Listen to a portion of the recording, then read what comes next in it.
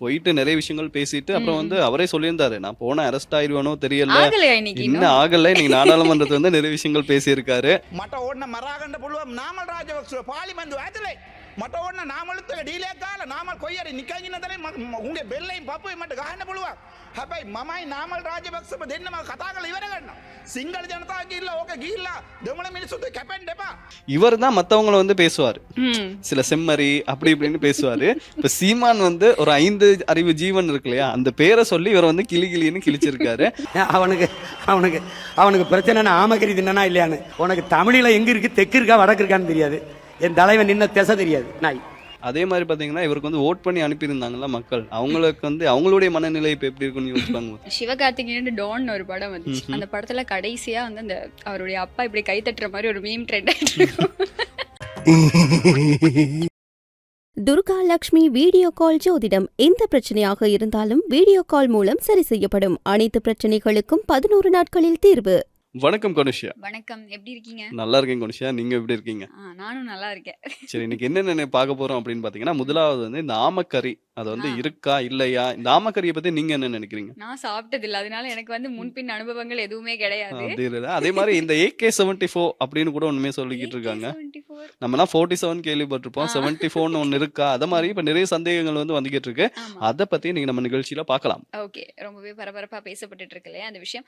அதே மாதிரி கபில சந்திரசேனவோட மரணம் குறித்து இன்றைய தினம் வந்து புதிய தகவல்கள் வந்து நீதிமன்றத்துக்கு வெளிப்படுத்தப்பட்டிருக்கு. இப்போ நிறைய விசாரணைகள் நடந்துட்டு இருந்தது தான். இது கொலையா தற்கொலையா, யாராவது வந்து இவரை கொலை பண்ணிட்டு போனாங்களா அப்படின்னு சொல்லி பலவிதமான விசாரணைகள் முன்னெடுக்கப்பட்டு இருந்தது. அது நான் அன்னைக்கு சொன்ன மாதிரி தான், ரெண்டு பக்கமும் சந்தேகங்களை எழுப்புற மாதிரியான தகவல்கள் இன்றைய தினமும் வெளியாகி இருக்கு. அதை பத்தி நம்ம நிகழ்ச்சியில இன்றைய தினம் பேசுவோம். அதே மாதிரி பாத்தீங்கன்னா நம்ம இலங்கை அமைச்சர் ஒருத்தர் வந்து இந்தியாவுக்கு போயிருந்தார் இல்லையா ரீசெண்டா? அது போயிட்டு நிறைய விஷயங்கள் பேசிட்டு அப்புறம் வந்து அவரே சொல்லியிருந்தாரு. நான் போனா அரெஸ்ட் ஆயிருவானோ தெரியல. ஆகலையா இன்னைக்கு இன்னும் ஆகல. இன்னைக்கு நாடாளுமன்றத்துல வந்து நிறைய விஷயங்கள் பேசியிருக்காரு. அண்ணன் நிறைய பேர் வந்து அண்ணன் வேற சொல்லியிருக்காரு. அதை பத்தி இன்னைக்கு நம்ம பார்க்கலாம். அதையும் தாண்டி பாத்தீங்கன்னா முன்னாள் ஜனாதிபதி மஹிந்த ராஜபக்ஷ இருக்காங்க இல்லையா? அவருடைய வைஃப் வந்து ஷிரந்தி ராஜபக்ஷ, அவங்களுக்கு எதிராக இன்னொரு கேஸ் ஒன்னு ஃபைல் ஆகிருக்கு அப்படின்னு வந்து தகவல்கள் வந்து இருக்கு. அதை பத்தி இன்னைக்கு நம்ம நிகழ்ச்சியில பார்க்கலாம். ஓகே, அதே மாதிரி பலேகம ஹேமரத்ன தேரர், நம்ம அன்னைய தினத்துல இருந்தே இதை பத்தி சொல்லிட்டு இருக்கோம், பதிவு பண்ணிட்டு இருக்கோம்.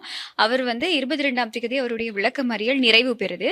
அன்றைய தினம் நீதிமன்றத்துல முன்னிலைப்படுத்துறதுக்கான வாய்ப்புகள் இல்ல அப்படிங்கிற மாதிரி சில தகவல்கள் வந்து வெளியாகி இருக்கு. அதை பத்தியும் நம்ம பேசுவோம். ஏன் வந்து தேரருக்கு இவ்வளவு மெதுவா நீதி செயல்படுது அப்படிங்கறது இன்னைக்கு நம்ம நிச்சயமா நிகழ்ச்சியில பேசலாம். சரி, பேசலாம் வாங்க. Okay. முதலாவதா என்ன விஷயம் அப்படின்னு பாத்தீங்கன்னா, ஏதோ ஒரு கட்டத்துல சீமான் இருக்காரு இல்லையா, அவர் வந்து இந்த ஆமக்கறி கதையை பத்தி நிறைய சொல்லியிருக்காரு. ஆமா. அது கதை அப்படின்னு தான் நிறைய பேர் வந்து சொல்றாங்க. அதே மாதிரி AK-74 அதை பத்தியும் நிறைய விஷயங்கள் வந்து பேசியிருக்காரு. இது வந்து எப்பயோ பேசப்பட்டது. பொய் சொல்றான். ஆமக்கறி சாப்பிட்டான். நான் பன்னிக்கறி கூட சாப்பிட்டேன், எலிக்கறி சாப்பிட்டுருக்கேன், பூனைக்கறி சாப்பிட்டுருக்கேன். உனக்கு என்ன பிரச்சனை? ஆமக்கறி அங்க சாதாரணம். இதுல இருந்து தெரியுது அங்க என்ன நடக்குன்னு உனக்கு தெரியாம இருந்திருக்குன்ட்டு. அது எல்லாமே பேசி அடங்கி இருந்ததுதான். இப்ப நம்ம இலங்கை அமைச்சர் ஒருத்தர் இருக்காரு, ரீசெண்டா வந்து இந்தியா போனாரு. அவர் எதுக்காக போனாரு அப்படின்னு பாத்தீங்கன்னா, தமிழ்நாட்டு முதலமைச்சர் விஜய் இருக்கார் இல்லையா, அவர் கூட எப்படியாவது இன்னொரு போட்டோ எடுத்துட மாட்டோமா, ஒரு மீட் பண்ணிட மாட்டோமா அப்படின்னு தான் போனாரு. ஒரு தீவிர ரசிகனா வந்து அவர் போனாரு. அப்புறம் போயிட்டு அங்க பாத்தீங்கன்னா நம்மளுடைய கதையை வந்து கதைச்சு, அதாவது அந்த நினைவேந்தலுக்கு அவர் வந்து ஸ்ரீலங்காலே இருக்கல, அங்க போயிட்டு அவர் வந்து நினைவேந்தலா அனுஷ்டிச்சாரு அப்படின்னு தான் சொல்லணும். சோ அப்படி போகும்போது என்ன விஷயம் நடந்திருக்கு அப்படின்னு பாத்தீங்கன்னா, சீமானை வந்து போட்டு தாக்கிட்டாரு அப்படின்னு தான் சொல்லணும். இது எதனால அப்படின்னு பாத்தீங்கன்னா, ஆமக்கறி அவர் எப்படி சாப்பிட்டு இருப்பாரு, ஒரு ஆமைய வந்து ஓடையெல்லாம் கழட்டினா 200-300 கிராம் தான் வரும். இதுல எப்படி ஆமா வத்தல எல்லாம் அவருக்கு செஞ்சு கொடுத்தாங்க அப்படி இப்படின்னு இவர் வந்து பேசிக்கிட்டே இருந்தாரு. இது வந்து அப்படியே சோசியல் மீடியா ஃபுல்லா வைரல் ஆயிடுச்சு அப்படின்னு சொல்லலாம். ஏன்னா சீமான் வந்து அங்க பெரிய ஒரு வைரல் ஸ்டார் அப்படின்னே சொல்லலாம். சோ இதுக்கு வந்து சீமானே இப்ப பதில் எல்லாம் கொடுத்திருக்காரு. அதுவும் என்ன ஸ்பெஷல் அப்படின்னு பாத்தீங்கன்னா, நம்மளுடைய அமைச்சர் இருக்காரு இல்லையா, இவர் தான் மத்தவங்கள வந்து பேசுவாரு. சில செம்மறி அப்படி இப்படின்னு பேசுவாரு. இப்ப சீமான் வந்து ஒரு 5 அறிவு ஜீவன் இருக்கு இல்லையா, அந்த பேரை சொல்லி இவர் வந்து கிளி கிளின்னு கிழிச்சிருக்காரு. அவனுக்கு அவனுக்கு அவனுக்கு பிரச்சனை ஆமக்கறி தின்னா இல்லையான்னு. உங்களை எல்லாம் டேய் உனக்கு நாய, உனக்கு தமிழில் எங்க இருக்கு, தெற்கு இருக்கா வடக்கு இருக்கான்னு தெரியாது. என் தலைவன் நின்ன திசை தெரியாது நாய். அது மட்டும் இல்லாம சொல்லியிருக்காரு என்ன பாத்தீங்கன்னா, ஆமல்கறி வந்து இருந்துச்சு, நான் சாப்பிட்டேன், அது வந்து நான் சொல்லுவேன் அப்படின்ற மாதிரி சொல்லியிருக்காரு. அதே மாதிரி AK-74 வந்து அவங்க கிட்ட இருந்துச்சு, அவங்க தான் எங்கிட்ட வந்து சொல்ல சொன்னாங்க, அதான் நான் வந்து சொல்றேன் அப்படி இப்படின்னு சொல்றாரு. சோ ஆக மொத்தத்தை பாத்தீங்கன்னா ஆமக்கறி அப்படின்றது வந்து இருக்கு, இல்லாமன்னு இல்ல. சோ இது என்ன சொல்றேன்னு தெரியல. அந்த நிறைய பேர் சாப்பிட்டு இருப்பாங்க. நம்மளுடைய முன்னாள் போராளிகள் இருக்காங்க இல்லையா, அவங்க கூட வந்து சாப்பிட்டு இருப்பாங்க. அத வந்து சீமானாக இருக்கட்டும், அர்ஜுனாவாக இருக்கட்டும், அதை வந்து திரிவுபடுத்தி இப்போ வந்து நிறைய விஷயங்களை பேசிக்கிட்டு வராங்க. சீமானோட லாங்குவேஜ்ல சொல்லணுமா இருந்தா நாட்டுல அவ்வளவு பிரச்சனை இருக்கு, உனக்கு இப்ப நான் ஆமக்கறி ஆமக்கரியா சாப்பிட்டேதான் பிரச்சனையா அப்படின்ற மாதிரி இருக்கு. நாட்டுல தீர்க்கப்பட வேண்டிய பிரச்சனை இருக்கு. அதே மாதிரி அந்த அமைச்சருக்கு இப்ப எத்தனையோ கேஸ் இருக்கு, அதெல்லாம் தீர்க்க முடியாம இப்ப இன்னொரு நாட்டுக்கு போயிட்டு இந்த ஆமக்கரியை பத்தி காய்க்கிறதா இப்ப முக்கியம். ஆமா, அதுவும் சும்மா கிடையாது. இந்த தமிழ்நாட்டு தலைமை அரசியல் செயலகம் இருக்கு இல்லையா, அவங்க அது முன்னாடி நின்று மைக் வச்சு ஆமக்கரையை பத்தி பேசுற அளவுக்கு அவர் வந்து வளர்ந்துட்டாரு. அவர் பெரிய அரசியல்வாதி ஆயிட்டாரு. நான் நினைச்சேன் எப்படியும் இன்னைக்கு வந்து வரும்போது அவர் அரெஸ்ட் பண்ணிடுவாங்க, அந்த ஒரு நியூஸ் வந்துடும் அப்படின்னு தான் நான் நினைச்சிட்டு இருந்தேன். பட் அன்பார்ச்சுனேட்லி அது மிஸ் ஆகிருக்குன்னு நினைக்கிறேன். இவர் இங்க இருந்து அங்க போய் பலவிதமான கருத்துக்களை வந்து ஷேர் பண்ணியிருந்தார் இல்லையா. மிகப்பெரிய ஒரு தமிழ் சமூகம் எங்களை பார்த்துக்கிட்டு இருக்கு. அப்போ நாங்க இலங்கையில இருந்து ஈழத்தமிழர்களை பிரதிநிதித்துவப்படுத்தி அங்க போய் பேசும்போது என்ன மாதிரியான விஷயங்களை பேசணும், அர்த்தமான விஷயங்களை பேசணும் அப்படிங்கறத தாண்டி அவர் வாய்க்கு வர நிறைய விஷயங்களை சொல்லிட்டு இருந்தாரு. ஆனா நேத்து சீமானுடைய பதிலடி வந்து நல்லா இருந்தது, நல்லா இருந்துச்சு. அதே மாதிரி அவர் சொல்றாரு இல்லையா, AK-74 அப்படின்றது வந்து தமிழீழ விடுதலை புலிகள் வந்து வச்சிருந்தாங்க அப்படின்னு சொல்றாரு. ஏன்னா தமிழீழ விடுதலை புலிகள் வந்து AK-74 மட்டும் வச்சிருக்கல, அவங்க வந்து ஃபிளைட் வச்சிருந்தாங்க, கப்பல்கள் வச்சிருந்தாங்க. சோ அந்த பட்சத்தை அவங்க வச்சிருக்கலாம் என்ன, அவங்க வந்து வச்சிருந்திருப்பாங்க. சோ அப்படி இருக்கிறதுல சீமான் சொல்றது வந்து சரியாக தான் இருக்கும். சீமான் சொல்றதை எல்லாத்தையுமே விமர்சிக்க முடியாது இல்லையா. ஒருத்தன் பொய் சொல்றான்னா வந்து எப்பயுமே பொய் சொல்லிக்கிட்டே இருக்க மாட்டார் இல்லையா, இருந்த உண்மையை சொல்வாரு. சோ இது கூட உண்மையாக இருக்கலாம். AK-74 பயிற்சி கொடுத்துட்டு அப்ப ரஷ்யாவில் இருக்கு, அதுக்கப்புறம் நம்ம கிட்ட இருக்குன்னப்பா. அப்ப இந்தியாவில் AK-74 இல்ல. இப்ப இந்தியாவிலே AK-74 சுட்ட ஒரு ஆள் நான் தான் இருக்கேன்னா. அதான் அதுக்கு தான் அவர் நேற்று வந்து ஒரு பதிலடி கொடுத்திருந்தாரு. அது எல்லாத்தையுமே தாண்டி பொதுமக்கள் கிட்ட ஒரு ஒரு விஷயம் கடத்தப்படுது. அதாவது ஒரு தகவல், மிகப்பெரிய அரசியல்வாதியா இருக்காங்க அப்படிங்கிறதுக்காக ஒரு சமூக வலைத்தளத்துல 4 லைவ போட்டு 5-6 போஸ்டர் போட்டு, அப்படி இல்லாட்டி ரொம்ப இப்ப செலிபிரிட்டிஸ் சாதாரணமா அப்படித்தானே, நாங்க செலிபிரிட்டி ஆகணும் அப்படின்னா என்ன பண்ணுவாங்கன்னா, நல்ல செலிபிரிட்டியா இருக்க ஒருத்தவங்களை பத்தி அடிச்சு பேசுவாங்க, அவங்கள பத்தி தப்பா விமர்சிப்பாங்க. அப்ப நான் ஒரு செலிபிரிட்டி ஆகலாம், ஏன்னா அவரே எதிர்த்து நான் பேசியிருக்கேன், அப்போ நான் ஒரு செலிபிரிட்டி தானே. குயிக்கா 30 நாட்கள்ல செலிபிரிட்டி ஆகணும்னா இதான் வழி, இப்படிதான் ஆகணும். அப்போ அப்படி ஒரு வழிமுறையை கையாண்டு தான் இந்த அர்ச்சுனா வந்து இந்த மாதிரியான விஷயங்களை செஞ்சுக்கிட்டு இருக்காரு. இப்போ அங்க போயிட்டு அவங்களுடைய நாட்டிலேயே போயிட்டு அவரை பத்தி தப்பா பேசி, என்னதான் இருந்தாலும் சீமானுக்கு, நாம் தமிழர் கட்சிக்குன்னு அங்க வந்து ஒரு தனி இடம் இருக்கு. ஆமா, அடையாளம் இருக்கு. அவங்க வந்து காலமா அரசியல் செஞ்சுட்டு வராங்க. அவர் இன்னைக்கு நேத்து இந்த விஷயங்களை பத்தி பேசல. இவர மாதிரி ஒரு வருஷம் அரசியலுக்கு வந்து தேசிய தலைவரோட பெயரை பயன்படுத்திக்கிட்டு பாராளுமன்றத்திலையும் பாராளுமன்றத்துக்கு வெளியிலையும் தமிழ் மக்களோட பெயரை பயன்படுத்திக்கிட்டு சிங்கள அரசியல்வாதிகளோட சேர்ந்துகிட்டு அரசியல் நடத்துறவர் அவர் கிடையாது. அவர் அவரோட வழியில அவர் தனியா அரசியல் நடத்திக்கிட்டு இருக்காரு. அதான் இங்க இருந்து பிரதிநிதித்துவப்படுத்தக்கூடிய ஒருத்தர் என்ன விஷயத்த சொல்றோம் அப்படின்னு ஒரு விஷயம் இருக்கு இல்லையா. அப்ப நான் செலிபிரிட்டின்னு ஏன் அப்படி சொன்னேன்னா, அவர் ஒன்றும் செலிபிரிட்டி கிடையாது. நான் சொல்றேன், செலிபிரிட்டி யாராவது பெரியவங்க வந்து ஏதாவது சொன்னாங்க அப்படின்னா, அதாவது 4 பேர் பாக்குற மாதிரி யாராவது ஏதாவது சொன்னாங்க அப்படின்னா, நாங்க அது எல்லாத்தையுமே சரியா எடுத்துக்கணும் அப்படிங்கிறது கிடையாது இல்லையா. இப்போ நீங்க எனக்கு ஒரு விஷயம் சொல்றீங்க, நீங்க சொல்ற எல்லாத்தையும் நான் தலையாட்டி கேட்டுட்டு இருக்கணும் அப்படிங்கிற விஷயம் எனக்கு இல்ல. நான் வந்து அது தேவைன்னா எடுத்துப்பேன், தேவையில்லைன்னா விட்டுட்டு போயிடுவேன். அப்படிதான் சாதாரணமா எல்லாரும் இருக்கணும்.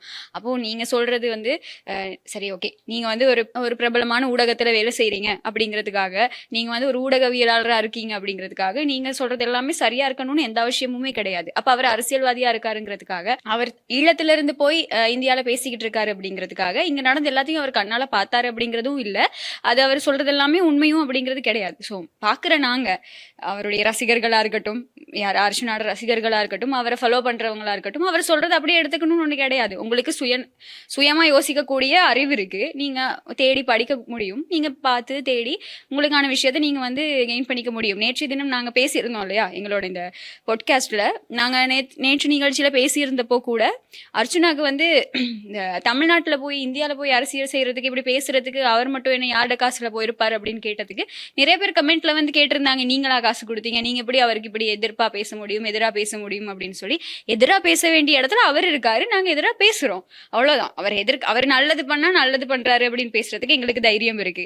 அவர் தப்பு பண்ணா தட்டி கேட்கறதுக்கு எங்களுக்கு தைரியம் இருக்கு, நாங்க தட்டி கேட்கிறோம். அதை தாண்டி அவர் பண்ற எல்லாத்தையும் சகிச்சுக்கிட்டு பொறுத்துக்கிட்டு இருக்கணும் அப்படிங்கிற தேவையோ அவசியமோ எங்களுக்கு கிடையாது.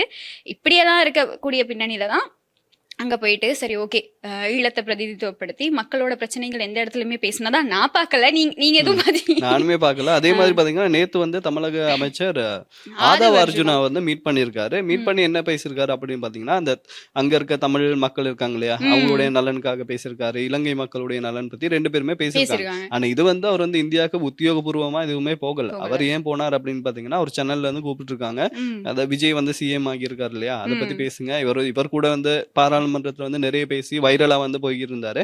ஸோ அதுக்காக இவர் வந்து கூப்பிட்டாங்க. இவர் அந்த மேடையை யூஸ் பண்ணி நீங்க வந்து நேத்து சொல்லியிருந்தீங்க சோஷியல் மீடியாவை கரெக்டா யூஸ் பண்றாரு, அது என்ன ட்ரெண்ட் ஆகுதோ அதை வந்து பிக் பண்ணி அவர் போறாருன்ற மாதிரி சொன்னீங்க. நேத்து போனாரு, அந்த அந்த சான்ஸை யூஸ் பண்ணாரு, ஈழத்தமிழர்களை வந்து பேசினாரு, சீமானை வந்து தாக்கினாரு. இப்ப வந்து சீமான் அதுக்கு பதில் கொடுத்துட்டாரு. ஸோ கொஞ்ச நாளைக்கு இதை பத்தி தான் திருப்பி திருப்பி கைப்பாங்க சோஷியல் மீடியால. ஸோ இவர் வந்து அதை ஃபாலோ பண்ணிக்கிட்டு இருக்காரு. அதுக்கு தானே ஆசையும் பட்டாரு. இப்ப பாராளுமன்றத்துல வச்சு விஜய் முதலமைச்சர் ஆகிறத பாக்குறதா என்னோட கடைசி ஆசைன்னு சொல்றதெல்லாம் எதுக்கு? சும்மாவா? இல்ல அப்படி சொன்னாதான் அங்க இருக்கவங்களோட அப்படியே கவனம் ஃபுல்லா யாரா இது. அந்த அன்னைக்கு அந்த இன்டர்வியூ பண்றவங்க அப்படிதான் கேட்டிருப்பாங்க, பாராளுமன்றத்திலே தைரியமா இப்படி பேசுறீங்களே, எதுக்கு? அதை சொல்றதுக்கு எதுக்கு இங்க அவ்வளவு தைரியம் வேணும்? இவர் அதை விட அதிகமா தான் பேசிக்கிட்டு இருக்காரு. அதை தாண்டி இப்போ அதான் ட்ரெண்ட் செட்டர் அப்படின்னு சொல்லலாம். எங்கெங்க ட்ரெண்டை பிடிச்சிட்டு அதுக்கேற்ற மாதிரி ட்ரெண்டை செட் பண்ணிட்டு அதை ஆக்களை பார்க்க வைக்கிறதுல ஏதோ பண்ணி அவருக்கு 4 லைக்கையும் 40 வியூஸையும் வாங்கிக்கிறதுல அவ்வளவு அவருக்கு ஒரு ஆசை. அங்க போய் பல இன்டர்வியூலையும் பேசி இருப்பாரு. என்ன ஏதோ ஒரு போஸ்ட் அவர் போடுவாராம். அந்த போஸ்ட்டுக்கு கீழேயும் வந்து நிறைய பேர் வந்து மெனக்கட்டு இந்த ஏதோ சீமான் வின் பண்ணுவாங்களா இருந்தா லைக் பண்ணுங்க, ஏதோ ஒரு போஸ்ட்டுக்கு அப்படி சொல்லியிருப்பாரு. எனக்கு எக்ஸாக்டா என்ன விஷயம் அப்படிங்கிறது ஞாபகம் இல்லை, பட் ஒரு இன்டர்வியூல சொல்லியிருப்பாரு. அந்த ஒரு போஸ்ட்ல வந்து விஜய் வின் பண்ணுவாரா இருந்தா ஹார்ட் போடுங்க அப்படின்னு சொல்லியிருப்பாராம். இல்ல ஃபேஸ்புக்ல ஹார்ட் அப்படிங்கறத ரியாக்ட் பண்றதுக்கு கொஞ்சம் டைம் எடுத்து பண்ணணுமா, அதனால அவருக்கு அந்த ஒரு 400 கணக்கோ 500 கணக்கோ ஹார்ட் ரியாக்ஷன் மட்டும் வந்துடுச்சு. இப்படி சொல்றவர்கிட்ட நாங்க என்னன்னு போய் தமிழ் மக்களோட பிரச்சனையை தீர்ப்பார் அப்படின்னு எதிர்பார்க்கிறது? இன்னைக்கு பார்லிமெண்ட்ல பேசி இருந்தாரு. ஆனால் இன்று பாதைகளிலே சிங்கள மக்களும் தமிழ் மக்களும் அடிபட்டு கொள்கிறார்கள் என்றால் இந்த பிச்சைத்தனமான இந்த அரசியல்வாதிகள், முக்கியமாக எங்களுடைய தமிழ் பேசுகின்ற அரசியல்வாதிகள், அண்ணன் ஒரு பேரை சொல்லுவோம் பாவம், எங்களுடைய தமிழ் பேசுகின்ற தமிழீழ அரசியல்வாதிகள் என்று சொல்லிக் கொண்டிருந்த அரசியல்வாதிகளால் தான் இன்றைக்கும் சிதைக்கப்படுகிறோம். அது பார்த்தேன். அதே மாதிரி பாத்தீங்கன்னா இவருக்கு வந்து ஓட் பண்ணி அனுப்பியிருந்தாங்கல்ல மக்கள், அவங்களுக்கு வந்து அவங்களுடைய மனநிலை இப்ப எப்படி இருக்குன்னு யோசிப்பாங்க. எங்களுடைய பிரச்சனையை பத்தி, எங்களுடைய இப்ப இருக்க பிரச்சனையை பத்தி அவர் பேசுவாரு அப்படின்னு தான் ஓட் பண்ணி அனுப்பியிருப்பாங்க. சிவகார்த்திகேயன் டோன் ஒரு படம் வந்துச்சு. அந்த படத்துல கடைசியா வந்து அந்த அவருடைய அப்பா இப்படி கை தட்டுற மாதிரி ஒரு மீம் ட்ரெண்ட் அதுதான் இப்ப பண்ண இருக்கு. எல்லாரும் சேர்ந்து அர்ஜுனா அந்த நிலைமையில தான் இப்ப இருக்கு. கொண்டு வந்து விட்டு இருக்காரு பாத்தீங்களா அப்படின்ற மாதிரி. அவர் வந்து என்ன சொல்றது, மக்கள் வந்து ஒரு பொது நலமா யோசிச்சு நம்மளுடைய பிரச்சனையை வந்து அவர் பேசுவார் அப்படின்னு வந்து பாராளுமன்றத்துக்கு அனுப்பியிருந்தாங்க. இவர் இப்ப என்ன செய்யறாரு அப்படின்னு பாத்தீங்கன்னா, அவருடைய அரசியல் வந்து வாழ்க்கை வந்து நீடிக்கணும் அப்படின்றதுக்காக நிறைய விஷயங்கள் வந்து பண்ணிருக்காரு. சுயநலமா பண்ணிக்கிட்டு இருக்காருன்னு கூட சொல்லலாம். ஆமா. அப்ப இன்னைக்கு இலங்கைக்கு வந்துட்டு தானே வந்துட்டு இப்போ பார்லிமெண்ட் நடந்துட்டு இருக்கு. பார்லிமெண்ட்ல வந்து பேசுறாரு ஆரம்பிக்கும் போதே, தேசிய தலைவருக்கு வணக்கம் அப்படின்னு சொல்லிட்டு முள்ளிவாய்க்கால் இங்க நினைவேந்தல் இருக்கும்போது அவர் அங்க தமிழ்நாட்டுல இங்க வந்து இப்போ இன்றைய தினம் வந்து எல்லாருக்கும் அஞ்சலி செலுத்தி எல்லாம் பண்ணிட்டு ஒரே ஆக்ரோஷமான பேச்சு. அதை ஏன் கேக்குறீங்க? அது என்ன, இந்தியாவில் வந்திருந்தா அந்த சூடா நிறைய விஷயங்கள் வந்து பேசியிருப்பாரு, நிறைய பேரை வந்து மீட் பண்ணிட்டு வந்திருப்பாரு. தொப்புள் கொடி உறவுகள்னு சொல்றது சும்மாவா அப்படிங்கிற மாதிரி விஜய் அண்ணாக்கு வணக்கம், அதே மாதிரி ஆதவ் அர்ஜுனா அண்ணாக்கு வணக்கம், அவருக்கு நன்றி, என்ன மீட் பண்ணாங்க அப்படி இப்படின்னு சொல்லி. இவரை மீட் பண்ணல, இவரைதான் அவங்க போய் மீட் பண்ணி. சாரி நானே அதை அப்படி மாத்தி சொல்லிட்டு இருக்க கூடாது. இவர் வந்து அவங்கள மீட் பண்ணாங்க, நிறைய விஷயம் கலந்துரையாடினாங்க, அவங்க எனக்காக டைம் ஸ்பெண்ட் பண்ணாங்க அப்படி இப்படின்னு சொல்லி நிறைய ஒரே புகழாரம் தான் இன்னைக்கு பார்லிமெண்ட்ல. அப்புறம் வந்து நீங்க நீ துரோகின்னு சொல்றீங்க, ஏன்னா அவருக்கு இப்ப விமர்சனங்கள் வருது இல்லையா, எங்களுடைய இலங்கைக்குள்ளேயே பல பேரால விமர்சனங்கள் முன்வைக்கப்படுது. என்னன்னா இவர் துரோகி, ஈழ மக்களுக்கு இவர் வந்து துரோகி அப்படின்னு சொல்லி அதுக்கு இவர் ஒரு விளக்கம் கொடுத்திருப்பாரு. அப்படிலாம் ஒன்றும் இல்லை, நான் வந்து வேணும்னா பக்கத்தில் உட்காந்துருக்கக்கூடிய எங்களுடைய பாராளுமன்ற உறுப்பினர் நாமல் ராஜபக்ஷவோட பேரையும் இழுத்து நான் வந்து அவரை இதெல்லாம் வந்து பார்லிமெண்ட்ல பேச முடியுமா முடியாதாங்கிறது ஒரு மிகப்பெரிய கேள்வி. அதுவும் மக்கள் பிரதிநிதி சொல்றாரு, நாமல் ராஜபக்ஷவை நான் வந்து வேணும்னா நான் கொலை செய்யலாம், அவருக்கு வேணா அவர் என்ன கொலை செய்யலாம் அப்படின்னு சொல்லி என்னென்னமோ பேசி ஒரு மாதிரி கடைசியா வந்து சபாநாயகர் சொல்லிடுவாங்க, இதெல்லாம் ஹென்சார்ட்ல இருந்து தூக்கிடணும், இதெல்லாம் பயன்படுத்த முடியாது, இவர் வந்து நாட்டுக்கு அச்சுறுத்தும் வகையில பேசின வார்த்தைகள் எல்லாத்தையும் வந்து தூக்கிடணும். அந்த அளவுக்கு அவருடைய ஆக்ரோஷமான பேச்சு இன்னைக்கு இருந்தது. ஏதோ பண்ணிட்டு இருக்காருன்னு மட்டும் புரியுது, அவர் பாட்டுல அவர் பண்ணட்டும். ஆனா இனி ஒரு தேர்தல் கண்டிப்பா வரும், மாகாண சபை தேர்தல் வரும். இதுக்கப்புறமாவது இந்த தமிழ்நாட்டுல விஜய் ஜெயிக்கணும், அவர் முதலமைச்சரா வரணும் அப்படிங்கிறதுக்காக அந்த ஒவ்வொரு ஓட்டுக்காக நாங்க இங்க இருந்து எவ்வளவு குரல் கொடுத்தோம் இல்லையா, எங்களுடைய தமிழ் மக்கள் எவ்வளவு குரல் கொடுத்தாங்க. அந்த வர்ச்சுவல் வாரியர்ஸ் அப்படின்னு சொல்லிட்டு அந்த ஒவ்வொரு ஓட்டையும் வந்து ரொம்ப பெருசா பேசிட்டு ஃபேஸ்புக் போஸ்ட் போடுறது என்ன, தேர்தல் முடிவுகள் அப்போ ரொம்ப தீவிரமா இருக்குது என்ன, இதை இனி வரப்போற எங்களோட தேர்தலில் தயவு செஞ்சு அறிவை பயன்படுத்தி பண்ணீங்கன்னா இந்த மாதிரியான என்டர்டைன்மெண்ட்டை நம்ம தவிர்த்துக்கலாம். பார்லிமெண்ட்லயா இருக்கட்டும், பார்லிமெண்ட்டுக்கு வெளியேயா இருக்கட்டும், எங்களுடைய தமிழ் பேசக்கூடிய மக்கள் மத்தியில் இப்படி ஒரு என்டர்டைன்மெண்ட் இல்லாம போகும். அதை நம்ம வந்து சரியா யோசிச்சு ஓட் போட்டோம் அப்படின்னா. சரி, வெயிட் பண்ணி பார்க்கலாம். தேர்தல் வரும், மக்கள் வந்து போட் போடுவாங்க. ரிசல்ட்ஸ் வரும்போது தெரியும் இல்லையா, இவ்வளவு நாள் அவங்க ஆடின ஆட்டத்துக்கு தேர்தல் பதில் ஆனா சொல்லுவாங்க எனக்கு ஒரு நம்பிக்கை இருக்கு. சரி, பொறுத்து வந்து இல்ல பார்க்கலாம். இந்த என்டர்டைன்மெண்ட்டுக்கெல்லாம் ஒரு முடிவு கட்டுவோம் அப்படின்னு.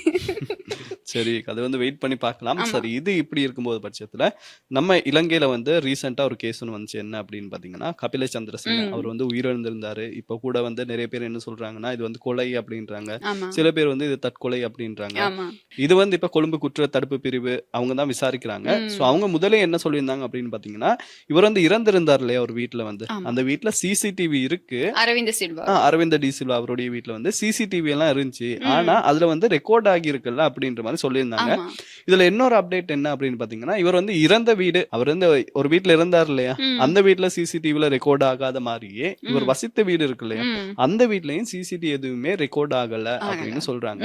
ரெக்கார்ட் ஆகாம இருக்கிறதுக்கு எதுக்கு சிசிடிவி வைக்கணும் அப்படின்ற டவுட் கூட இப்ப மக்களுக்கு வந்து ஆமா வந்து அதாவது இது வந்து இப்ப நம்ம லைவ்ல தான் பார்க்க முடியும். அதாவது இப்ப நாங்க வீட்ல இருக்கோம் அப்படின்னு சொன்னா அப்போ சிசிடிவி மூலமா அங்க அந்தந்த டைம்ல என்னென்ன நடக்குது அப்படிங்கறத பார்க்க முடியுமே தவிர இதை வந்து Rewind பண்ணி ரிவைண்ட் பார்க்கறது. பண்ணியோ நமக்கு பழைய ரெக்கார்ட்ஸ் எதையுமே பார்க்க முடியாது. ஆனா எனக்கு ஒரு டவுட், அரவிந்த் டி சில்வா அப்படிங்கிறவர் வந்து ஒரு முன்னாள் பிரபல கிரிக்கெட்டர் இல்லையா, அவரோட வீட்ல இருக்கக்கூடிய சிசிடிவி ஏன் ரெக்கார்டட் இல்லாம இருக்கு? அதே மாதிரி சிசிடிவி பூட்டுறது எதுக்கு அப்படின்னு சொல்லுங்க பார்ப்போம்.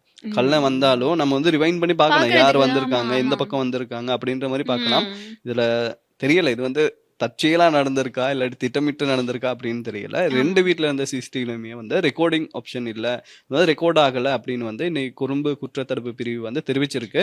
அதுலயும் இப்ப என்ன அப்படின்னா இதோட அடுத்த கட்டமா இந்த சிசிடிவி பொருத்தினவங்க இருக்காங்க இல்லையா, இந்த இன்ஜினியர்ஸ்னு சொல்லுவாங்க, அவங்கள கூப்பிட்டு விசாரணை வாக்குமூலங்கள் பதிவு செய்ய இருக்கதாவும் ஒரு தகவல் வெளியாகி இருக்கு. இதுக்கு வந்து நிஜமாவே ரெக்கார்டிங் இல்லையா இல்லாட்டி இது அதுக்கப்புறம் அப்புறப்படுத்தப்பட்டிருக்கா அப்படிங்கறது தொடர்பா விசாரணைகள் நடக்கும் அப்படின்னு நினைக்கிறேன். அதே மாதிரி அவருடைய உடலத்துக்கு பக்கத்துல வந்து நிறைய மருந்துகள் இருந்ததா ஆமா. சொல்றாங்க. ம். அது கூட இப்ப ரசாயன பிரிவுக்கு வந்து சோதிக்கிறதுக்காக அனுப்பியிருக்காங்களாம். அது கூட கொஞ்சம் டிலே ஆகுது அப்படின்னு தான் சொல்லலாம். சொல்லிருக்காங்க. மரணம் நடந்து இவ்வளவு நாள் ஆச்சு, இது என்ன மருந்து அப்படின்னு கூட இப்ப வந்து தெரிகிட்டு இருக்காங்க அப்படின்னு சொல்றாங்க. ம். அதே மாதிரி பாத்தீங்கன்னா இந்த பிணையாளர்கள் இருக்காங்க இல்லையா, ம். அவங்க கிட்ட வந்து வாக்குமூலம் எடுத்ததா அப்படின்ற மாதிரி நீதிபதி வந்து கேள்வி கேட்டிருக்காரு. ஆமா. அது கூட அவங்க சொல்லியிருக்காங்க, என்ன எடுக்கிறோம், எடுக்கிற ஏதாவது ப்ரொசஸ்ல டவுட் ஒண்ணு இருக்கோம் இருக்குதானே.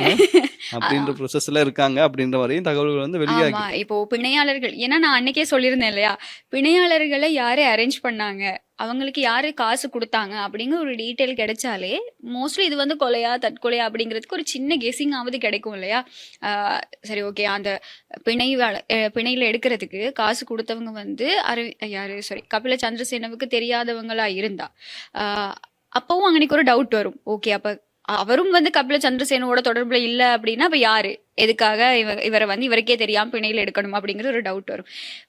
நீதிபதி கேட்டிருக்காங்க, இப்ப முக்கியமா அவங்க கிட்ட தானே நீங்க விசாரணைகளை மேற்கொள்ளணும், நீங்க ஏன் இன்னும் இதை டிலே பண்ணிட்டு இருக்கீங்க அப்படின்னு சொன்னதுக்கு விளக்கமறியல்ல இருக்காங்க அப்படின்னு ஆமா சொல்லியிருக்காரு. விளக்கம். அவர் சொல்லியிருக்காரு, அப்ப அது ரொம்ப ஈஸி தானே, நீங்க வந்து அப்ப வாக்குமூலம் எடுத்திருக்கலாம் தானே அப்படின்ற மாதிரி அவரும் கேள்வி கேட்டிருக்காரு. ஆனா கூடிய விரைவில் பிணையாளர்கள் கிட்ட வாக்குமூலங்கள் பதிவு செய்யப்படும் அப்படின்னு சொல்லி இன்றைய தினம் நீதிமன்றத்துல தெரிவிச்சிருக்காங்க.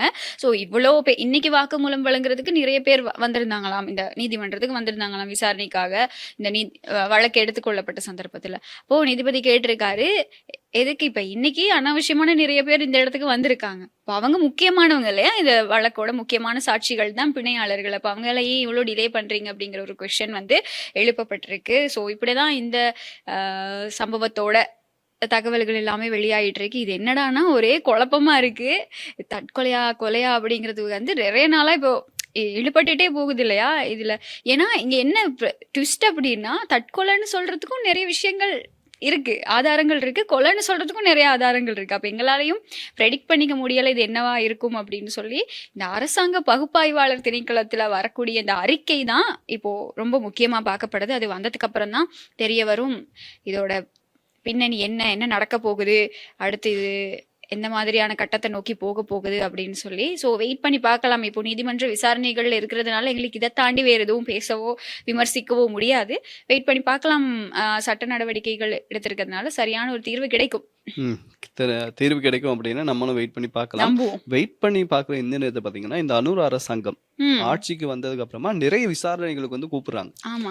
ஸ்பெஷலா யாரை கூப்பிடுறாங்க அப்படின்னு பாத்தீங்கன்னா ராஜபக்ஷ அவர்களுடைய குடும்பம் இருக்கு இல்லையா, விசாரணைக்கு வாங்க விசாரணைக்கு வாங்க இன்னைக்கு என்னது கூப்பிட்டுருக்காங்க. இப்ப எனக்கு ஒரு பெரிய ஒரு கன்ஃபியூஷன், எதுக்கு யார கூப்பிட்டாங்க, என்ன டேட்ல கூப்பிட்டாங்க, எந்த கேஸுக்கு கூப்பிட்டாங்க அப்படின்னு கூட நமக்கு இப்ப ஒரு டவுட் வருது இல்லையா. அதே மாதிரி இப்போ ஒரு புது கேஸ் வந்திருக்கு. யாருக்கு அப்படின்னு பாத்தீங்கன்னா முன்னாள் ஜனாதிபதி மஹிந்த ராஜபக்ஷ இருக்காரு இல்லையா, அவருடைய வைஃபுக்கு வந்து ஒரு கேஸ் ஒன்று வந்து ஆல்ரெடி ஒரு கேஸ் இருக்கு தானே. அதுக்கு ஒரு கேஸ் இருக்கு, இது வந்து புது கேஸ். ஓகே, அந்த கேஸ் கிளியர் பண்ணிக்கிட்டேன். அந்த கேஸுக்கு இப்ப வாங்க அப்படின்ற மாதிரி ஒரு விசாரணைக்கு கூப்பிட்டு இருக்காங்களா. அதாவது இவங்களுக்கு ஆல்ரெடி இருந்தது வந்து இந்த சிரிலிய கணக்கு தொடர்பான விசாரணைகள். அதுக்கப்புறமா வந்து அந்த வீடு சம்பந்தமான ஒரு கேஸ் ஒன்னு இருக்கு. வீடு சம்பந்தமா அந்த எங்க கொல்பிட்டியா சொகுசு வீடு ஒன்னு இருக்கு, அது எப்படி வந்துச்சு அப்படின்ற மாதிரி ஒரு கேஸ் இருக்கு. அதுக்கு முன்னாடி வந்து இந்த வசீம் தாஜுதீனோட அவரை கொலை பண்றதுக்கு போன வண்டி வந்து இவங்களோட சிறிலிய கணக்குல வாங்கின வண்டி அப்படிங்கிற ஒரு விஷயம் இருக்கு. அதே மாதிரி பாத்தீங்கன்னா கபில சந்திரசேனா லஞ்சம் கொடுத்தாரு இல்லையா, அந்த கேஸ் ஒன்னு போய்கிட்டு இருக்கு. அது கூட ரீசெண்டா வந்து போய்கிட்டு இருந்தாரு. அது இப்படி இருக்கும்போது இப்ப இன்னொரு கேஸ் ஒன்னு வந்திருக்கு. இது என்ன கேஸ் அப்படி பாத்தீங்கன்னா கடந்த 2012 இருக்கு இல்லையா, அப்ப வந்து அனுராதபுரத்துல 2013 வந்து அம்பாறையிலையும் வந்து தேட்டக்கிருள அப்படின்னு ஒரு இவெண்ட் ஒண்ணு நடந்திருக்கு. அப்போ வந்து நிதி வந்து மோசடி செய்யப்பட்டதா சொல்லியிருக்காங்க. அதுவும் 700 மில்லியன் ரூபாய் மோசடி அப்படின்னு சொல்லியிருக்காங்க. அது குறித்து தான் இவங்க வந்து வர சொல்லியிருக்காங்க அப்படின்ற மாதிரி தகவல் வந்து வெளியாகி இருக்கு. விசாரணைகளுக்காக கூப்பிட்டு இருக்காங்க. ஓகே, இப்போ ஷிரந்தி ராஜபக்ஷவோட பிரச்சனை இப்படி இருக்க, முன்னாள் ஜனாதிபதி கோட்டாபய ராஜபக்ஷவையும் வந்து கூப்பிட்டுருக்காங்க லஞ்ச ஊழல் விசாரணை ஆணைக்குழுவுக்கு. அது எதுக்கு அப்படின்னு சொன்னா, இப்போ COVID-19 இருந்துச்சு இல்லையா, இது தொடர்பாக எங்களோட யூடியூப்லையும் வந்து நாங்கள் ஒரு வீடியோ போட்டிருந்தோம் தனியாகவே, ஃபுல்லாக என்ன நடந்திருக்கு அப்படிங்கிறத. என்னன்னா இப்போ COVID-19 டைம் வந்து நாங்கள்லாம் எங்களுக்கு மருந்து தட்டுப்பாடு, ஒழுங்கான நிறைய சுகாதார கட்டுப்பாடுகள்லாம் இருந்துச்சு. இப்படி இருக்கிற டைமில் வந்து என்னன்னா அந்த கோட்டாபய ராஜபக்ஷவோட அமைச்சரவை மூலமா இந்த பதிவு செய்யப்படாத ஒரு நிறுவனம் மூலமா கிட்டத்தட்ட 3100 கோடி பெறுமதியான ரேபிட் ஆன்டிஜென் டெஸ்ட் வந்து இறக்குமதி செய்யப்பட்டிருக்கு. இந்த 3100 கோடி வந்து மோசடி செய்யப்பட்டிருக்கு. அதாவது பதிவு செய்யப்படாத ஒரு நிறுவனத்துக்கு பல கோடி ரூபாய் கொடுத்துருக்காங்க. இப்படி இறக்குமதி செய்யும் போது என்ன நடந்திருக்கு அப்படின்னா நிதி மோசடி செய்யப்பட்டிருக்கு அப்படின்னு சொல்லி இப்போ அவருடைய அமைச்சரவையை வந்து ஒவ்வொரு ஆக்களாக கூப்பிடுவாங்க விசாரணை ஆணைக்குழுவுக்கு அப்படின்னு சொல்லி சொல்லப்பட்டிருக்கு. அது மட்டும் இல்லாமல் கோட்டாபய ராஜபக்ஷ தானே அப்போ ஜனாதிபதியாக இருந்தார். அப்போ அவரையும் கூப்பிடுவாங்க அப்படின்னு சொல்லி எதிர்பார்க்கப்படுது. இது எப்படின்னா இந்த சஞ்சய் மஹாத் அப்படிங்கிற சொல்ற ஒருத்தர் மூலமா தான் மகேந்திர டெட் அப்படிங்கிற ஒரு அமைப்புல உறுப்பினராக இருக்கக்கூடியவர் வந்து அவர் என்ன பண்ணியிருக்காருன்னா போயிட்டு இதை வந்து கம்ப்ளைண்ட் பண்ணியிருக்காரு. எங்க லஞ்ச ஊழல் விசாரணை ஆணைக்குழுவில் இது எப்போவோ பண்ண கம்ப்ளைண்ட் இப்போதான் அவங்க ரிப்ளை பண்ணி ஒரு லெட்டர் கொடுத்துருக்காங்க. இது வந்து நாங்கள் உங்களோட கேஸை உங்களோட முறைப்பாடை வந்து நாங்கள் எடுத்துக்கிட்டோம், இது தொடர்பாக இப்போ விசாரணைகள் ஆரம்பிச்சிருக்கோம் அப்படின்னு சொல்லி ராஜபக்ஷ குடும்பத்துக்கு இது கெட்ட காலங்கிறது மட்டும் எல்லாருக்கும் தெளிவாக தெரியுது. கூடிய சீக்கிரம் ஏதாவது ஒரு பெருசாக நடக்கும். ஆனால் எனக்கு ஒரு டிஸ்சாட்டிஸ்ஃபேக்ஷன் எங்களோட கவர்மெண்ட் மேலே இருந்துக்கிட்டே தான் இருக்குது. எல்லாம் ஆணைக்குழுவுக்கு கூப்பிட்றாங்க, விசாரிக்கிறாங்க, வாக்குமூலம் பதிவு செய்கிறாங்க, ஆனால் எதுவுமே நடந்த மாதிரி தெரியலை. அதனால ஒரு சின்ன டிசப்பாயின்மெண்ட் கவர்மெண்ட் மேலே இருக்குது. சரியான நேரம் வரும் வரைக்கும் காத்திருக்காங்களோ என்னவோ தெரியலை, வெயிட் பண்ணி பார்ப்போம். ஆனால் அந்த ரணில் விக்ரமசிங்க விஷயத்தில் நடந்தது தான் செம்மையா ஹைலைட் அப்படின்னு சொன்னா, யாருமே எதிர்பார்க்காதது வந்து அன்னைக்கு வந்து ஒரு ட்ரெய்லர் மாதிரி காட்டி விட்டாங்க அப்படின்னு சொல்லணும். எதுவுமே எதிர்பார்த்திருக்காத ஒரு டைம்ல அன்எக்ஸ்பெக்டடாவே வந்து ஒரு கைது, விளக்க மறியல் அப்படி இப்படின்னு அடுத்தடுத்து நடந்துச்சு இல்லையா. நீங்க சொன்ன மாதிரி தான் அன்எக்ஸ்பெக்டட். அன்னைக்கு வந்து நம்ம எதிர்பார்க்கல, அது வந்து நடந்துச்சு. கிட்டத்தட்ட நம்ம ஒண்ணு எதிர்பார்த்தோம், ஆனா அன்னைக்கு எதிர்பார்த்தது வந்து நடக்கல. சோ ஃபியூச்சர்ல நடக்க வாய்ப்பு இருக்கு அப்படின்னு பாப்போம். இப்படி பேசுறத பார்த்தோன்னே நாங்க ஒன்றும் ராஜபக்ஷக்களுக்கு வந்து எதிரானவர்கள், நாங்க இப்படி பேசிக்கிட்டே இருக்கிறதுனால வந்து நாங்க அவங்கள முழுமையா எதிர்க்கிறோம் அப்படியெல்லாம் கிடையாது. அவங்க நாட்டுக்கு நல்லது பண்ணியிருந்தாங்க அப்படின்னு சொன்னா நாங்க வந்து நிச்சயமா அவங்கள ஆதரிச்சு அவங்களுக்கு வந்து எந்த அளவுக்கு நாங்க அவங்கள நல்லதா பேச முடியுமோ அவ்வளோ நல்லதா பேசியிருப்போம். ஆனா இப்போ இந்த கவர்மெண்ட் வந்ததுல இருந்து எந்த ஊழல்ல அந்த குடும்பம் சிக்கலை அப்படின்னு தான் கேட்கணும். எல்லா ஊழல்கள்லையும் அவங்களுக்கு தொடர்பு இருக்கு. அந்த அளவுக்கு எங்களுடைய நாட்டை வந்து இல்லாமல் பண்ணியிருக்காங்க. எங்களுடைய மக்களுடைய பணத்தில் அவங்க அவ்வளவு சம்பாரிச்சிருக்காங்க அப்படிங்கிறது தான் தெரிய வருது. ஸோ வெயிட் பண்ணி பார்ப்போம். ஷிரந்தி ராஜபக்ஷவை வந்து விசாரணைக்கு கூப்பிட்டுருக்காங்க. அதோட அடுத்த கட்ட சட்ட நடவடிக்கைகள் எப்படி இருக்க போகுது, விசாரணைகளோட முடிய போகுதா இல்லாட்டி இன்னும் தீவிரப்படுத்தப்படுமா அப்படிங்கிற தொடர்பாக இப்போ நான் நேற்றெல்லாம் ஒரு மீம் பார்த்தேன்.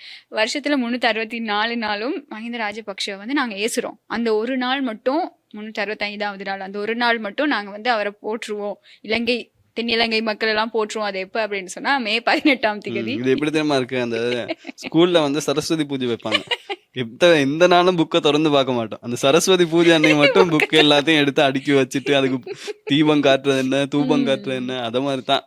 அந்த மாதிரி தான் அப்படின்னு சொல்லி. ஆனா பாருங்களேன், அவருக்கு வந்து இன்னைக்கு தேசிய விழா நடந்துட்டு இருக்கு இல்லையா, இந்த அதாவது 30 வருட கால யுத்தத்துல இருந்து இலங்கையை மீட்டெடுத்துட்டாங்க அப்படின்னு சொல்லி ராணுவ வெற்றி இன்றைய தினம் கொண்டாடப்பட்டு இருக்கு. இலங்கை ஜனாதிபதி அன்ருகுமார் திசாநாயக்க தலைமையில இப்போ நடந்துகிட்டு இருக்கு இந்த நிகழ்ச்சிகள் எல்லாம்.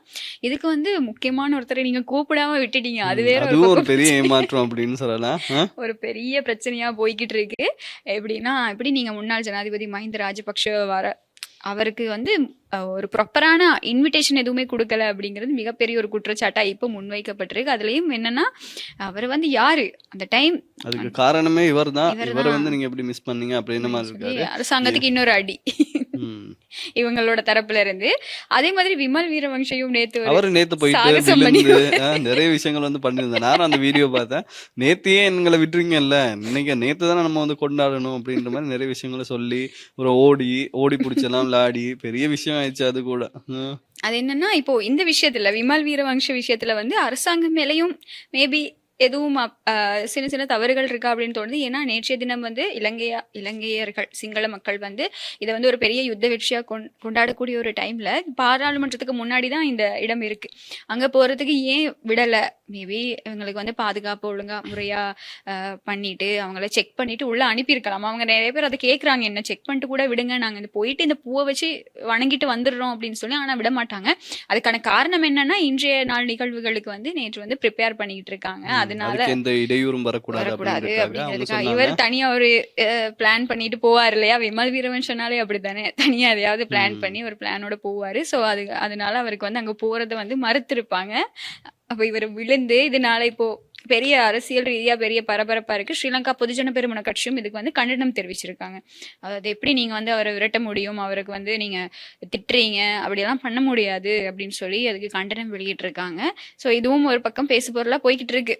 சரி, இது எப்படி இருக்கும்போது பாத்தீங்கன்னா, நம்ம டெய்லி வந்து இந்த சம்பவம் நடந்ததுக்கு அப்புறமா நமக்கு தெரிஞ்சதுக்கு அப்புறமா நிறைய நாள் வந்து இந்த சம்பவத்தை பத்தி கழிச்சிட்டு இருக்கோம். அது என்ன சம்பவம் அப்படின்னு பாத்தீங்கன்னா, பல்லேகம ஹேமரத்ன தேரர் அவரை பத்தி நம்ம வந்து டிஸ்கஸ் பண்ணுவோம். அதாவது மத்த மீடியா பேசலாட்டியும் வந்து நம்ம வந்து அது என்ன அப்டேட் அப்படின்ற மாதிரி கொடுத்துருப்போம். அதே மாதிரி இன்னைக்கும் சில அப்டேட்ஸ் வந்து வந்திருக்கு. ஆமா, இது என்ன அப்படின்னா, இது அப்டேட் அப்படிங்கறத தாண்டி ஒரு சில தகவல்கள் கசிஞ்சிருக்கு. என்ன அப்படின்னா, இப்போ வரைக்குமே அவர் வந்து கொழும்பு தேசிய வைத்தியசாலையில தான் அனுமதிக்கப்பட்டிருக்காரு. இவர் மேல இருக்கக்கூடிய குற்றச்சாட்டுகள் சின்ன குற்றச்சாட்டுகள் கிடையாது, மிக பெரிய குற்றச்சாட்டுகள். ஆனா எங்களுடைய பாதுகாப்பு துறை, அதாவது எங்களுடைய சட்டம் வந்து இவரை கைது செய்யறதுலயோ இவருக்கான சட்ட நடவடிக்கைகளை தீவிரப்படுத்துறதுலயோ வந்து கொஞ்சம் மெதுவா செயல்பட்டு இருக்கு அப்படிங்கிற விஷயம் தான். இப்போ அவரை ஆல்ரெடி நவலோக ஹாஸ்பிட்டல்ல தானே அட்மிட் பண்ணியிருந்தாங்க. என்னன்னா, பிடியாணை பிறப்பிக்கிற வரைக்கும் அவர் வந்து நல்லா இருந்தாரு. பிடியாணை பிறப்பிக்கப்பட்டதுக்கு அப்புறமா இவருக்கு திடீர்னு காலெல்லாம் முடியாம போகுது. அதனால இவர் வந்து படுத்த படுக்கையா ஆகிடுறாரு. எங்கன்னா நவலோக தனியார் ஹாஸ்பிட்டல்ல வந்து இவர் போய் அட்மிட் பண்ணியிருக்காங்க. அதுக்கப்புறமா இந்த நீதிமன்றத்துல இந்த வழக்கு விசாரணைக்கு வருது. மகளிர்கள் அலுவல்கள் அமைச்சர் எல்லாமே வந்து இதுல இன்வால்வ் ஆகி, போலீஸ் எல்லாமே ரொம்ப இன்வால்வ் ஆகி இந்த விஷயத்த இப்போ கோர்ட் வரைக்கும் எடுத்துட்டு போயிருக்காங்க. இதுல என்ன அப்படின்னு சொன்னா, நவலோக்கையில போய் கேட்கும்போது டாக்டர்ஸ் எல்லாம் இல்ல, அவருக்கு வந்து ரொம்ப அண்டர் ட்ரீட்மெண்ட்ல இருக்காரு, அவரை வந்து விட முடியாது அப்படின்னு சொல்லியிருக்காங்க. சரி, ஓகேன்னு சொல்லி அப்புறம் இந்த நீதிபதியே போயிட்டு அவரை பார்த்து என்ன மாதிரி அறிக்கைகள் எல்லாம் பார்த்துட்டு, சரி ஓகே இவரை வந்து கொழும்பு தேசிய வைத்தியசாலைக்கு மாற்றி விடுங்கன்னு சொன்னாங்க. இது எல்லாமே எங்களுக்கு தெரிஞ்ச விஷயம் தான். ஓகேன்னு சொல்லி இப்போ இன்னமும் அவர் வந்து கொழும்பு தேசிய வைத்தியசாலையில தான் இருக்காரு.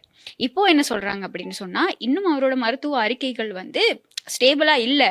அதாவது இவருக்கு வந்து இப்ப என்ன சொல்றது, அவரோட உடல் நலம் வந்து ஒழுங்கா இல்லை அப்படின்னு சொல்லி சொல்லப்படுது. அதனால 22ஆம் தேதி தானே அடுத்த ஹியரிங் இருக்கு, அதுக்கு வருவாரு அப்படிங்கறத வந்து எதிர்பார்க்க முடியாது. அவர் வர்றதுக்கான வாய்ப்புகள் கம்மி தான் அப்படின்னு சொல்லி சொல்லப்படுது. ஏன்னா கொழும்பு தேசிய வைத்தியசாலையில மெடிக்கல் ரிப்போர்ட்ஸ் எல்லாம் வந்து கரெக்டா இருக்கணுமா. ஓகே இவரால் இனி நீதிமன்றத்தை ஃபேஸ் பண்ண முடியும் அப்படின்னு அவர் இப்போ ஓகேவா இருக்காரு, பெர்ஃபெக்டா இருக்காரு அப்படின்னு டாக்டர்ஸ் ரிப்போர்ட் கொடுத்தா மட்டும்தான், சர்டிஃபைட் பண்ணா மட்டும்தான் இவரை வந்து நீதிமன்றத்துக்கு ஆஜர்படுத்துவோம் அப்படின்னு சொல்லியிருக்காங்க. ஸோ மோஸ்ட்லி அவர் 22ஆம் தேதி வர்றதுக்கான வாய்ப்புகள் இல்லை அப்படின்னு தான் சொல்லப்படுது. இந்த அரசியல்வாதிகளா இருக்கட்டும், அந்த என்ன சொல்றது அதிகாரம் கையில இருக்கவங்களா இருக்கட்டும், அவங்களுக்கு எல்லாம் ஒரு ரீசன் ஒன்று வந்துடும். என்ன உடனே சுகம் இல்லை அப்படின்னு சொல்லிட்டு ஹாஸ்பிட்டல் போய் படுத்துப்பாங்க. பார்த்துருவாங்க. அவ வந்து ஆஜராக தேவையில்ல, எதுக்குமே போக தேவையில்ல.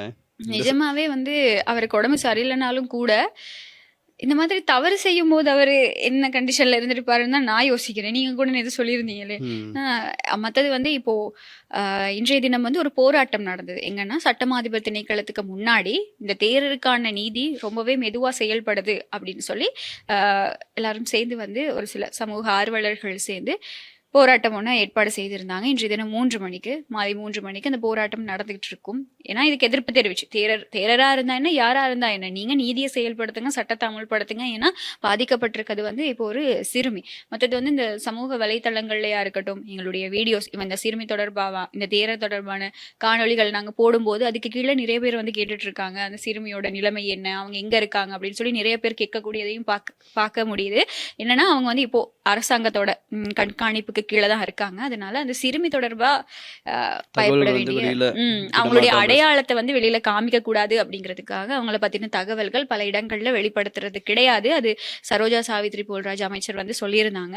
அவங்க வந்து இப்போ அரசாங்கத்தோட கண்காணிப்பு கீழே, அவங்க மட்டும் இல்லை அவங்களுடைய அந்த கசின் ஒரு ஆள் அப்படின்னு சொல்லப்படக்கூடிய அவங்களும் ஒரு பெண் பிள்ளை, அவங்களையும் அந்த குடும்பத்திலையும் கூட நிறைய பிரச்சனைகள் இருக்கு இல்லையா, அந்த குடும்பம்னால தானே இந்த சிறுமிக்கு இந்த சிச்சுவேஷன். அப்போ அதனால அந்த களையும் வந்து அவங்க அரசாங்கத்தோட கண்காணிப்புக்கு கீழே வச்சிருக்கதா தான் இப்போ தகவல்கள் வெளியாகி இருக்கு. அதனால அந்த சிறுமி இப்போ பாதுகாப்பா இருக்காங்க. ஆனா அவங்களுக்கான சட்ட நடவடிக்கைகள், அவங்களுக்கான நீதி கிடைக்குமா அப்படிங்கிறது தான் ஒரு சந்தேகமா இருக்கு. அதை நம்ம வெயிட் பண்ணி பார்க்கலாம். சரி, வெயிட் பண்ணி பார்க்கலாம்.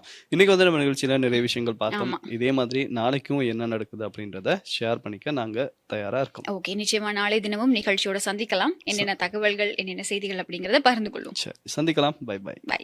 துர்கா லக்ஷ்மி வீடியோ கால் ஜோதிடம் எந்த பிரச்சனையாக இருந்தாலும் வீடியோ கால் மூலம் சரி செய்யப்படும். அனைத்து பிரச்சனைகளுக்கும் 11 நாட்களில் தீர்வு.